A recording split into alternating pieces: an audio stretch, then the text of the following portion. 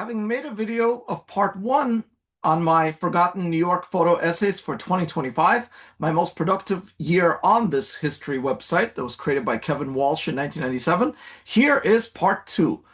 And it begins with a little bit on my background, where I spoke about where I've worked, where I've taught, that qualifies me to speak of city history.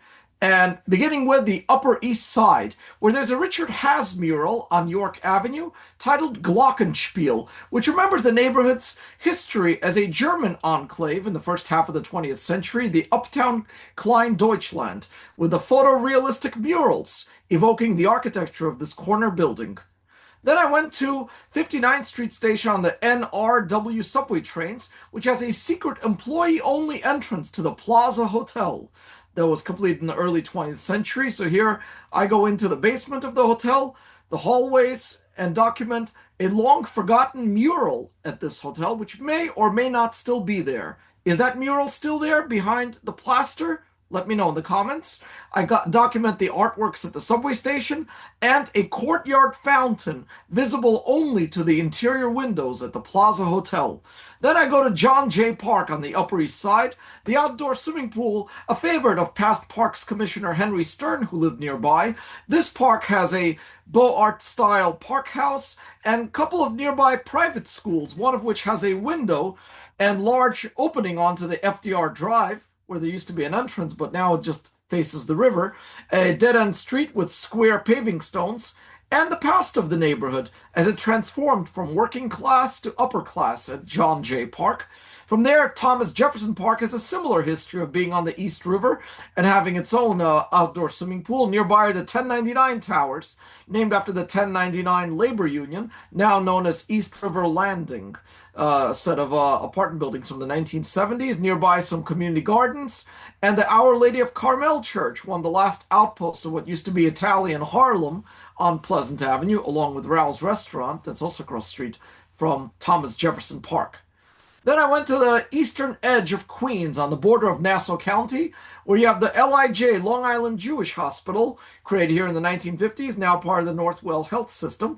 And at LIJ, there's an outdoor sculpture and indoor mural by the famous pop artist Keith Haring, whose works can also be found at the Tony D'Appolito Rec Center, Woodhull Hospital, among other places around New York City. This is at the LIJ Hospital.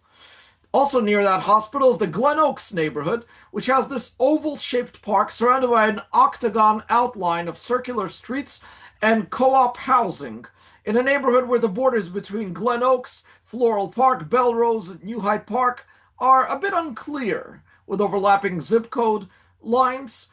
And I go back into the earlier history of this neighborhood with its unbuilt streets that were planned on the former estate of William K. Vanderbilt. The neighborhood also home to the Queens County Farm Museum, the last large farm in New York City. Then I went to the Bronx for the Skyfari remnants, two abandoned stations from an abandoned cable car system that functioned here until about 2008, I believe. It stopped functioning because too many stoppages, accidents, lawsuit liabilities, so this cable car system was closed down. But yeah, there was a time from the 1970s till the early 2000s when you could see a safari from the sky. While I was at the zoo, I took a picture of the former zebra house, a police precinct inside the zoo, and even though it's a very sizable zoo, the pedestrian paths here do not have names, except for one path, which has its own name. From there, I went to LaGuardia Airport in front of a hangar from 1939. There was a garden planted here a few years ago that has a windmill evoking New York's Dutch history and a miniature of the air traffic control tower built here in the 1960s in the modernist style by Wallace Harrison, the architect who works on Rockefeller Center, among other Midtown buildings. Another miniature of the control tower can be found in an indoor playground inside one of the terminals and on the interior roads of LaGuardia Airport. This is the present-day control tower, the third one at this site, and this was the second one.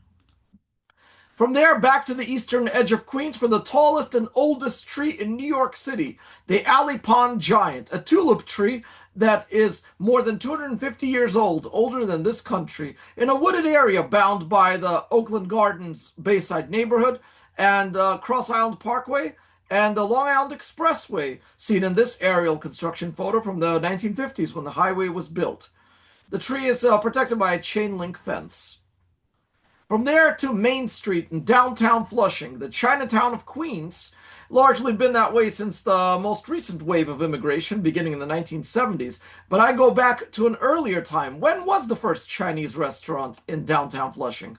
I talk about Lum's, which began in the 1950s, but then I found cities tax survey photos from 1940 and even earlier photos to answer the question of when did the first Chinese restaurant open in downtown Flushing. From there, Muskrat Cove, a small bend on the Bronx River at its border with Westchester County at the top of the Bronx, where the Wakefield neighborhood meets the city of Mount Vernon across from the city of Yonkers. You see the borderline here from 1898 is meandering to evoke the historical, natural path of the Bronx River before it was straightened in tandem with the construction of the Bronx River Parkway. The Nerade Avenue Bridge has a very graceful arch built here in the 1930s above the Bronx River at Muskrat Cove. From there down to Seward Park in the Lower East Side, which has the nation's first public playground. It also has a fountain donated by Jacob Schiff, the famous philanthropist and financier whose imprint on the neighborhood also includes the Visiting Nurse Service of New York and Henry Street Settlement. And then after the year 2000, a mosaic sponsored by the Tenement Museum in its fountain in the middle of the park. Next to the park is the Seward Park Library, which was paid for by Andrew Carnegie, one of New York's Carnegie libraries. And the paths around it evoke Jefferson Street and Division Street that were demapped to be included within the park with the Seward Park co-ops behind it. And next to the park is the Forward newspaper building, which until the early 90s was the home of the Forward newspaper, America's oldest Yiddish newspaper, here at Seward Park. From there, Astroland was the amusement park in Coney Island from 1962 till the early 2000s, representing the space age. This rocket used to be a ride of a pretend flight to the moon. Then later it was put on the rooftop of this hamburger joint on the boardwalk, and then unceremoniously taken to storage on Staten Island where it rusted away before being restored and brought back to the site of Astroland, now in the middle of the restored Luna Park, with signs by the Coney Island History Project at the Astroland Monument. From there, Staten Island Zoo, one of the only zoo in New York City that is not run by the Wildlife Conservation Society. The Staten Island Zoo is run by a Staten Island-based nonprofit, been here since the late 1930s, in Barrett Park. This photo essay talks about who was Barrett, the fact that his house is still there on the grounds of the zoo, used as an office, and the zoo's specialty in reptile exhibits, as well as its unique carousel. Then there's the Hall of Records. The Hall of Records was supposed to be the replacement for City Hall, but the state lawmakers loved the City Hall building from 1812, and so they legislated to save it. The design for the replacement City Hall instead became the Hall of Records and the Manhattan Surrogates Court across Chambers Street from City Hall Park. And in this essay, I talk about its resemblance to the opera houses of Paris, a book fair that took place inside the building in late 2025, and the mosaic artworks inside the lobby of the Hall of Records. On the Upper East Side, a few blocks from the Metropolitan Museum of Art, is the Liederkranz Society of New York, a German singing society promoting German musical traditions. Originally began on the Lower East Side, then moved to Midtown, and then to the Upper East Side. So moved north as the city moved north. And next to it is a sculpture by an Italian sculptor, also in the Beaux Arts style, called Polyhymnia, a Greek muse representing music. Inside the Liederkranz Society is also a chandelier with German phrases on it. So a little outpost of German culture on the neighborhood once known as the Klein Deutschland of Uptown.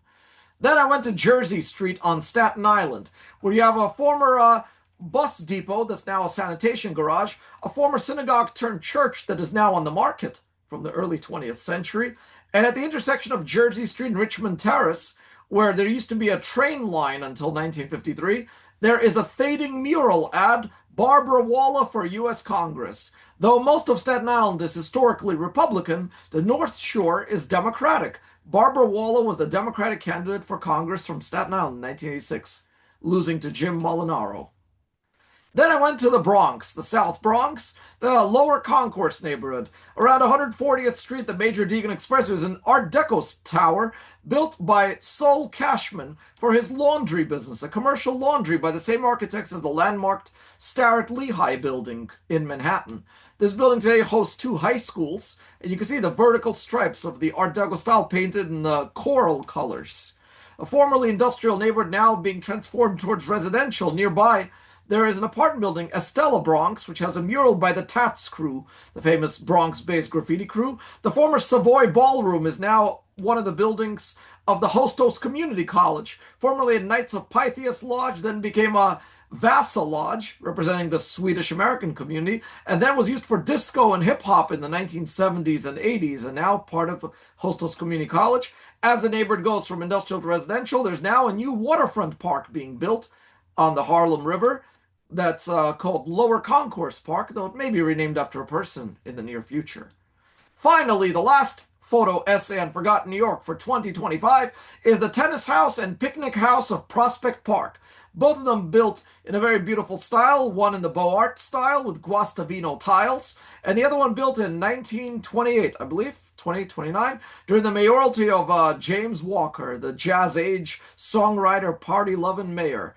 This building today has the offices of the Prospect Park Alliance, a food concession called Winner, and the Great Hall inside, used for weddings and private events.